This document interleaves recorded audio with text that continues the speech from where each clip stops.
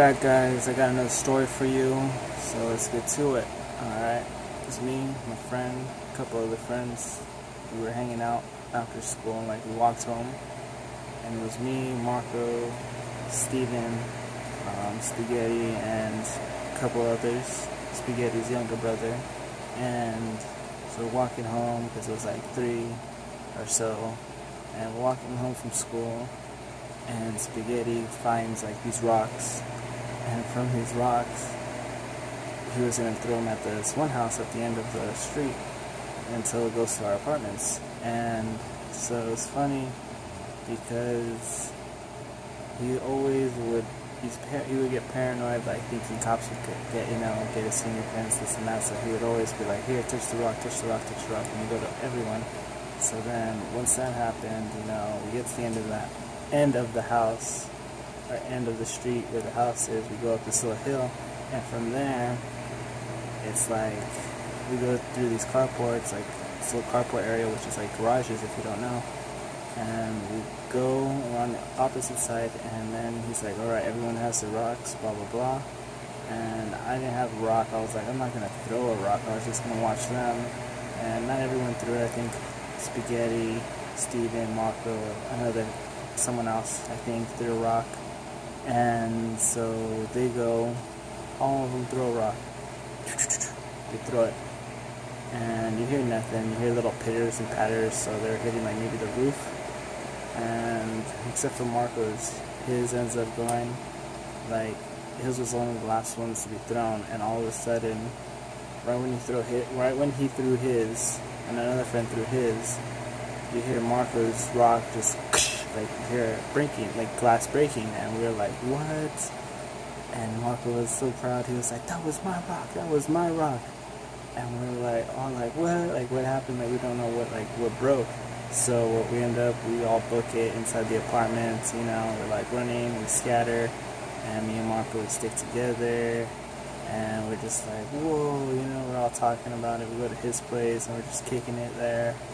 And then flash forward maybe 2 days or something, like later on that week, we go, and it's just me, Marco, and our other friend Steven walking home, mind your own business, and we find this ball, like it's either a tennis ball or it's like one of those big bouncy balls, and so he's bouncing it, because I think I passed it to him. I passed it to him. I had the ball, I was playing with it, and I passed it to him because he's like, I passed it to him.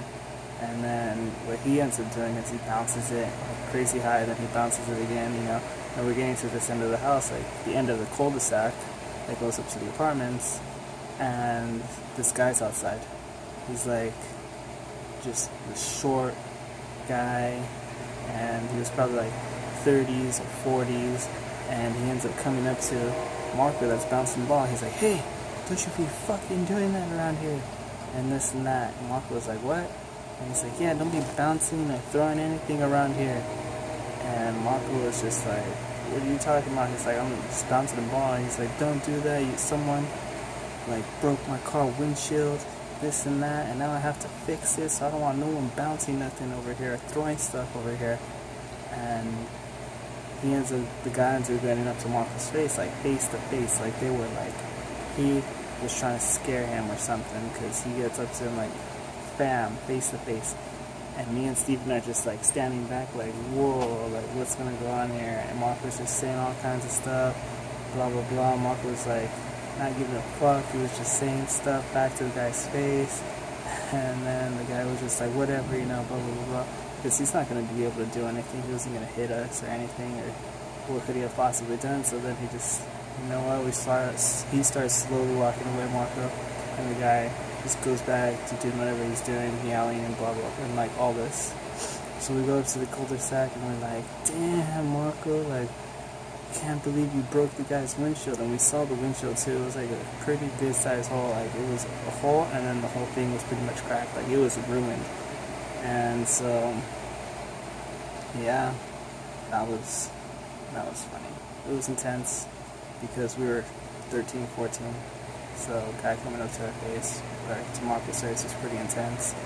Well, If you guys like that story, I got a whole bunch of more stories to tell because I'm just doing this so that way I don't forget over the time.